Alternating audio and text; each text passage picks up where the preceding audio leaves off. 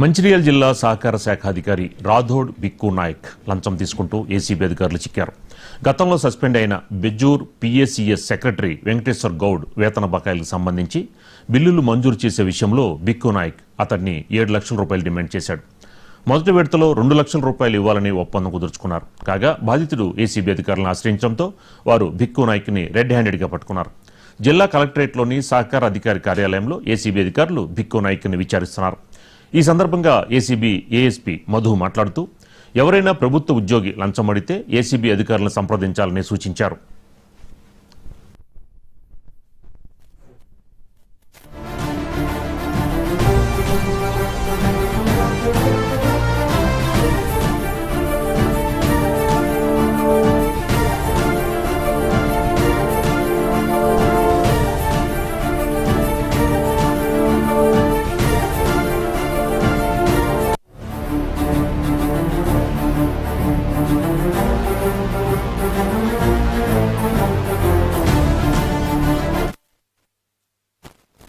ఈరోజు 25/10/2025 ఉదయం 9 గంటలకు రాథోడ్ బిక్కు గారు కంప్లైంట్ ను డిస్ట్రిక్ట్ కోఆపరేటివ్ ఆఫీసులో పనిచేసే ఒక జూనియర్ అసిస్టెంట్ ను సస్పెండ్ అవుతాడు.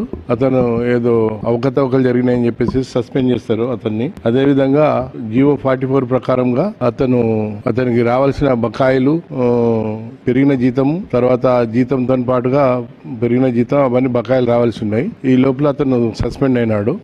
ఆఫీస్ లో అవకతవకలు జరిగిందన్న పేరు మీద సస్పెండ్ అయినాడు. దానికి గాను మొత్తం సస్పెన్షన్ ఎత్తివేయటం గాను, అదేవిధంగా ఈ రావాల్సిన బకాయిలను రిలీజ్ చేయటం గాను బిక్కు గారు కంప్లైంట్ ను 7 లక్షలు ముందుగా అడుగుతాడు. తర్వాత 5 లక్షలకు ఒప్పుకొని తన లంచంలో భాగంగా ఈ రోజు 2 లక్షలు కంప్లైంట్ తీసుకురాగా తన ఇంటి వద్ద యాక్సెప్ట్ చేస్తాడు. అతన్ని మేము రెడ్ హ్యాండెడ్ గా పట్టుకోవడం జరిగింది. విచారణ అనంతరం అతన్ని కోర్టులో ప్రవేశపెట్టడం జరుగుతుంది. అదేవిధంగా ఎవరైనా ప్రభుత్వ ఉద్యోగి తను చేయవలసిన పనులకు గాను లంచం అడిగినట్లయితే అతన్ని 1064 కు ఫోన్ చేయగలరు. అదేవిధంగా వాట్సాప్ కూడా 9440446116 వాట్సాప్ కు, ట్విట్టర్ కు, వీటికన్నిటికీ తెలియజేయగలరు. DSP ACB Adilabad.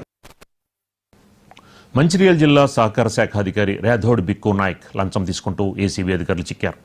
ఇక ఇదే అంశానికి సంబంధించి మనకి మరింత ఇన్ఫర్మేషన్ మా ఆదిలాబాద్ కరెస్పాండెంట్ శ్రీనివాస్ అందిస్తారు. శ్రీనివాస్, ఏంటి ఆఫీసర్స్కి మరి ఇప్పటికీ కూడా మార్పులు రావట్లేదు? ఇలాంటి సంఘటనలు జరుగుతున్నా కూడా ఎందుకని అంత ఉన్నతమైన పొజిషన్లో ఉండి కూడా లంచాలు తీసుకోవడం ఎలా చూడొచ్చు అంటారు?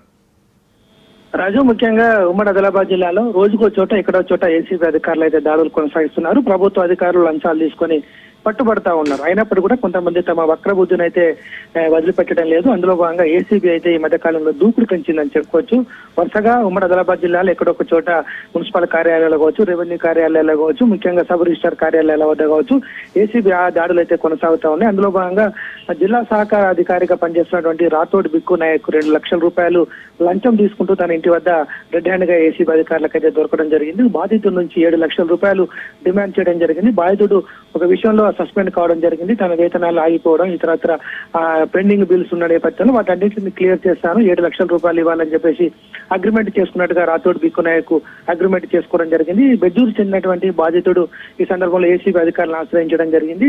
అందులో భాగంగా మొదటి విడతలో 2 లక్షల రూపాయలు ఈ రోజు రాథోడ్ బిక్కు నాయక్ తన ఇంటి వద్ద 2 లక్షల రూపాయల క్యాష్ తీసుకొని ఉండగా ఏసీబీ అధికారులు ఏఎస్పీ మధు ఆధ్వర్యంలో బృందం అయితే అతన్ని రెడ్ హ్యాండ్ గా పట్టుకోవడం జరిగింది. పట్టుకొని మంచిర్యాల జిల్లా కలెక్టరేట్ ఉన్నటువంటి సహకార కార్యాలయంలో అతన్ని అయితే విచారించడం జరిగింది. అదేవిధంగా ఈ సందర్భంగా ఏసీబీ డిఎస్పీ మధు కూడా మాట్లాడుతూ ఎవరైనా కానీ ప్రభుత్వ అధికారులు లంచం అడిగినట్టయితే తమ దృష్టికి తీసుకురావాలని చెప్పేసి చెప్తున్నటువంటి పరిస్థితి కనిపిస్తుంది. ఓవరాల్ గా ఉమ్మడి ఆదిలాబాద్ జిల్లాలో మాత్రం గత కొద్ది రోజులుగా మాత్రం ఏసీబీ అధికారులు తమ దూకును అయితే పెంచుతా ఉన్నారు.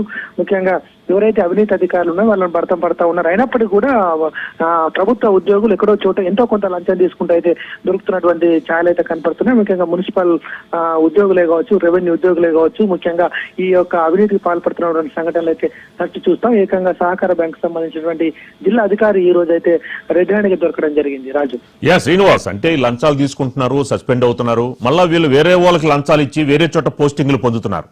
వీళ్ళకి కఠినమైన శిక్షలు అమలు చేయాలి కదా, ఎందుకని అమలు అవటం లేదంటారు గ్రౌండ్ లెవెల్స్ లో?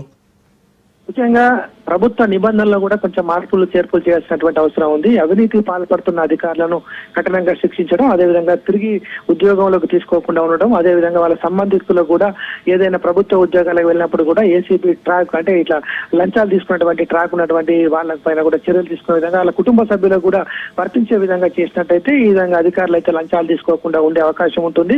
ఈజీ మనీగా అలవాటు పడతా ఉన్నారు. ఎవరైతే వాళ్ళు చేయాల్సిన పనిని చేయకుండా డబ్బులు డిమాండ్ చేయడం వల్లనే ఇలాంటి ఉత్పన్నం అవుతున్నాయి. ముఖ్యంగా కింది స్థాయి నుంచి మొదలు పెడితే ఉన్నత స్థాయి అధికారులు కూడా ఈ లంచాలకైతే అలవాటు పడడం అయితే జరుగుతూ ఉంది. ఎవరో కొంతమందిని ఏసీబీని ఆశ్రయిస్తున్నారు, కొంతమంది అవినీతి అధికారులను పట్టిస్తున్నారు, కానీ చాలా చోట మాత్రం డబ్బులు తీసుకునే పనులు జరుగుతున్నటువంటి అయితే తనతో అయితే ఇప్పటికీ కొనసాగుతుంది. ప్రభుత్వం దీనిపైన సీరియస్ యాక్షన్ పెట్టాలి, అదేవిధంగా కఠిన నిబంధనలు కూడా తీసుకురావాల్సినటువంటి అవసరం ఉంది. అవినీతికి పాల్పడుతున్నటువంటి అధికారులను పైన పూర్తిగా డిస్మిస్ చేసే విధంగా, అదేవిధంగా వాళ్ళ కుటుంబ సభ్యులకు కూడా ప్రభుత్వ ఉద్యోగాలు రావనే విధంగా కూడా చట్టాలు తీసినట్టయితే ఎవరు కూడా ఇలాంటి తప్పుడు పనులు చేయరని చెప్పేసి అయితే ప్రజలు వాపోతున్నారు. ముఖ్యంగా కింది స్థాయి సిబ్బంది నుంచి మొదలు పెట్టుకుంటే ఉన్నత స్థాయి అధికారులు కూడా ఈ లంచాలకైతే ఎక్కువగానే ఉంటున్నారు. కొన్ని చోట్ల ఏసీబీ తనిఖీలు చేస్తున్నది, ఏసీబీ రైడ్లు చేస్తున్నప్పటికీ కూడా చాలా మంది అధికారులు అయితే ఈ వక్రబుద్ధిని అయితే పోయించుకోవడం లేదు. రాజు గారు, రైట్, థ్యాంక్ యూ శ్రీనివాస్.